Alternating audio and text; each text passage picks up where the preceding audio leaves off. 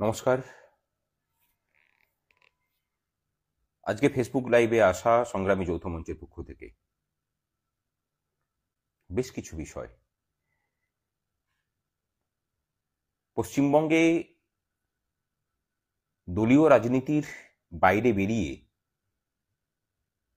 ভাবনা চিন্তা করা, সেই ভাবনাকে বাস্তবায়িত করা,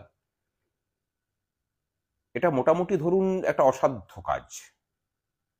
কারণ পশ্চিমবঙ্গের যে আবহাওয়া, তার প্রত্যেকটা উপাদানের মধ্যে দলীয় রাজনীতি মিশে থাকে। মানুষের চরিত্রটাও মোটামুটি মানুষ ওইভাবেই ভেবে নিয়েছেন যে দলীয় রাজনীতির বাইরে বেরিয়ে কিছু করা সম্ভব নয়। সংগ্রামী যৌথ মঞ্চ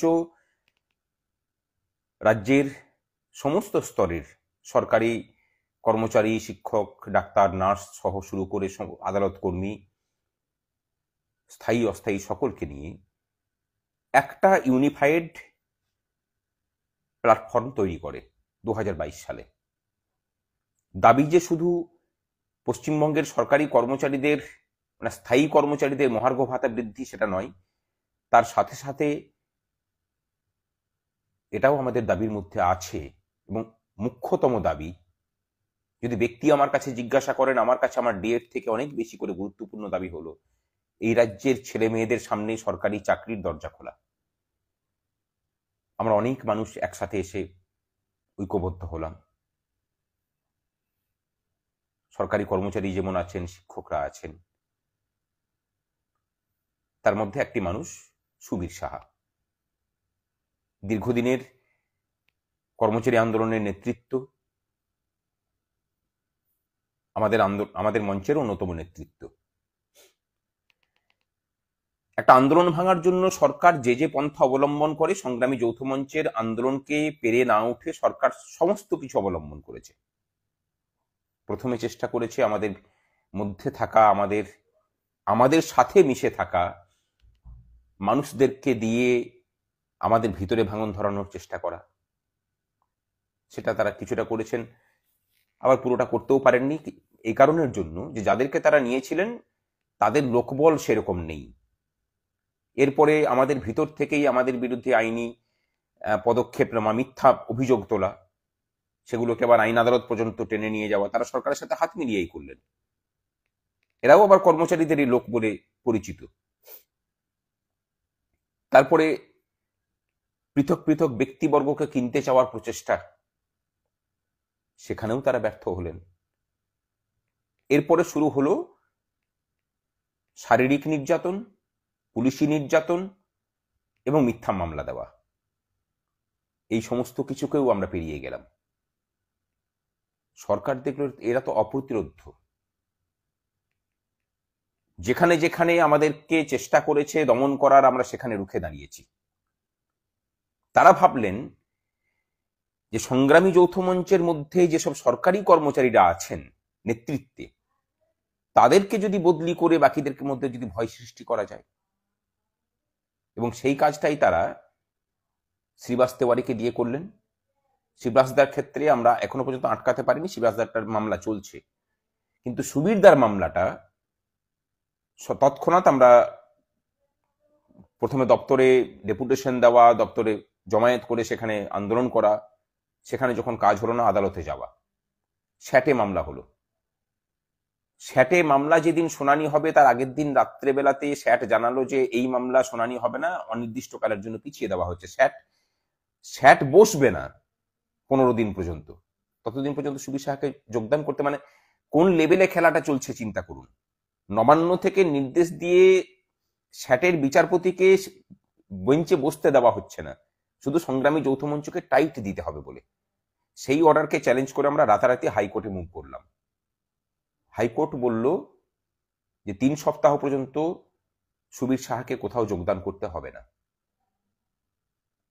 এর মাঝখানে তারা করলেন কি, সুবীর সাহা ছুটিতে থাকাকালীন তাকে রিলিজ অর্ডার ধরালেন বেআইনি ভাবে।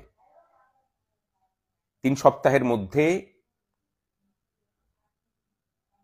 তার বিরুদ্ধে কোনো কোয়েসিভ অ্যাকশন নিতে বারণ করেছিলেন হাইকোর্ট। তার সত্ত্বেও কিছু আধিকারিক আছেন, তার মধ্যে ওই ধনিয়াখালীর সিডিপিও আছেন, হুগলির ডিপিও আছেন, এবং এই চাইল্ড ডেভেলপমেন্ট মানে আইসিডিএস প্রজেক্টের যিনি ডিরেক্টর পশ্চিমবঙ্গের তিনি আছেন। আমরা সবগুলোকে নজরে রাখছি, চিন্তা নেই। যে দুর্নীতির সাথে আপনারা জড়িয়ে থাকেন, সুবীর সাহাকে জয়েনিং এর ব্যাপারটাকে ঠিক করি, আপনাদের দুর্নীতি নিয়ে তারপরে দেখা যাবে। সংগ্রামী যৌথ মঞ্চের সাথে যখন লড়তে এসছেন, নিজেদের পিছনে কাদা নিয়ে সৎ মানুষের বিরুদ্ধে লড়াইয়ে নামতে নেই। এই তিন ব্যক্তিবর্গকে বিশেষ করে তাদের বিরুদ্ধে এটা বলে রাখলাম। যদি হুমকি মনে করেন তাহলে হুমকি, আর যদি মনে করেন যে অন্যভাবে বলছি তাহলে সেটাই। সুবীর সাহাকে 3 সপ্তাহের মধ্যে বললেন যে এটাকে আবার স্যাটে মামলাটা শুনতে হবে। স্যাট যেই হাইকোর্টের মামলা হলো তখনই কিন্তু স্যাট আবার বসে গেল, বললো যে আমাদের উকিলকে বললেন যে কোনো দিন আপনারা শুনানি করতে চাইবেন শুনানি করুন, কোনো অসুবিধা নেই। স্যাটে আমরা জিতলাম। আস্পর্ধা দেখুন, স্যাটের রায়কে অমান্য করে তার দপ্তর, সুবীর সাহার দপ্তর, তার অফিসে তাকে জয়েন করতে দিল না, তার ছুটি ক্যান্সেল করলো। যেহেতু হাইকোর্টের নির্দেশ থাকা সত্ত্বেও সুবীর সাহার বেতন বন্ধ করা হয়েছিল, আমরা হাইকোর্টে কোর্ট অবমাননার মামলা করলাম। আগে একটা দিন শুনানি হয়েছে, নোটিশ জারি হয়েছিল এই 3 আধিকারিকের বিরুদ্ধে যাদের নাম করলাম। আজকে সুবীর সাহার মামলার শুনানি হয়েছে এবং সেখানে পরিষ্কার নির্দেশ দেওয়া হয়েছে আগামী সোমবার তাকে যোগদান করাতে হবে। 1 নাম্বার। অতি দ্রুত তার 2 মাসের বেতন তাকে প্রদান করতে হবে। 2 নাম্বার। আমরা এরপরে যেটা করব, এই আধিকারিকদের বিরুদ্ধে ব্যবস্থা হবে। ওদের দুর্নীতি নিয়ে তো পরে কথা হবে, দাঁড়ান। আমরা ধীরে চলো নীতি নিয়েই যখন স্ক্রুটাই টাইট করব, তখন সেই টাইট স্ক্রু দিয়ে যাতে কেউ বেরিয়ে পালাতে না পারে তার ব্যবস্থা রেখেই সংগ্রামী যৌথ মঞ্চ কাজ করে।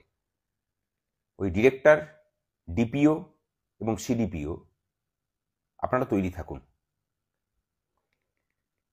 আর সরকার চাইলে পরেও আপনাদেরকে বাঁচাতে পারবে না, কারণ মাঠটা আমরা সেই জায়গা থেকেই পড়বে, আইনের মারই আপনাদের উপর পড়বে, যেখানে সরকারের কিছু করার থাকবে না। অপেক্ষা করুন। যে নবান্নের নির্দেশে করেছেন সেই বজ্জাতিটা আপনাদের হাত ধরেই হয়েছে, সুতরাং ওই বজ্জাতির মূল্যটা আপনাদেরকে চোকাতে হবে।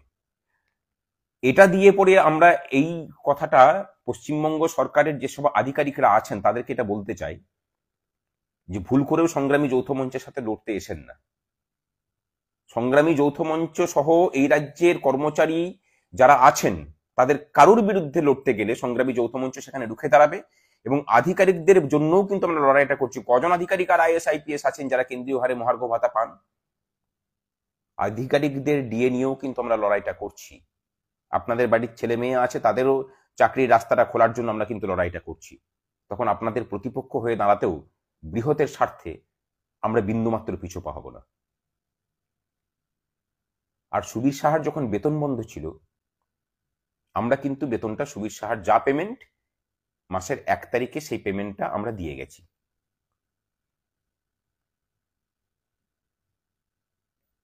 তার বেতন বন্ধ করলো, আমরা বেতনটা দিলাম। তাকে যোগদান করতে দিল না, আমরা আইনগত জায়গা থেকেই তার যোগদানের ব্যবস্থা করলাম। এই রাজ্যের কর্মচারী মহলের কাছে এর থেকে বড় নিশ্চয়তা আর কি হতে পারে? আর কি করলে আপনাদের ভয়টা কাটতে পারে সেটা বলুন। আজকেই আমাকে দুর্গাপুর ব্লাড ব্যাংক থেকে একজন ফোন করেছিলেন, তাকে অন্যায়ভাবে বদলি করা হয়েছে ফেডারেশনের চক্রান্তে। তারা সাহায্য চেয়েছেন, আমরা বলেছি আমরা আছি পাশে। এই রাজ্যের যে কোনো কর্মচারীর বিরুদ্ধে হওয়া অন্যায়ের বিরুদ্ধে আমরা আছি। এখানে আমার কতগুলো ঘটনা মনে পড়ছে। এই প্রথম হলো যেখানে একজন সরকারি কর্মচারীর বদলিকে আটকে তাকে সেই জায়গায় রেখে সরকারি সমস্ত বদ প্রচেষ্টাকে উপেক্ষা করেও তাকে যোগদান করানো গেল। আজকে আদালতে তার দপ্তর কি বলেছিল জানেন? যে তাকে জয়েন করিয়ে নিচ্ছি, তার বেতনটা চালু করতে পারবো না।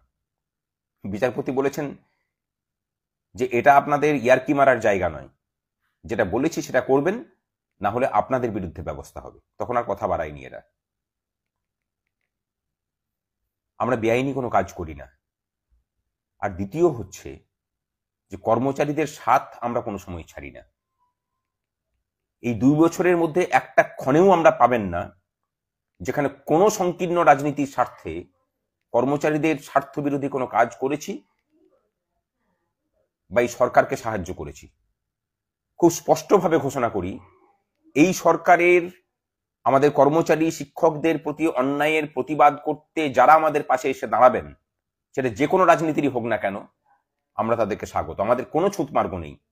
অনেকের অনেক ছুতমার্গ আছে, সেসব ছুতমার্গ নিজের বাড়িতে রাখবেন। এটা দলীয় রাজনীতির বাইরে থাকা একটা প্ল্যাটফর্ম।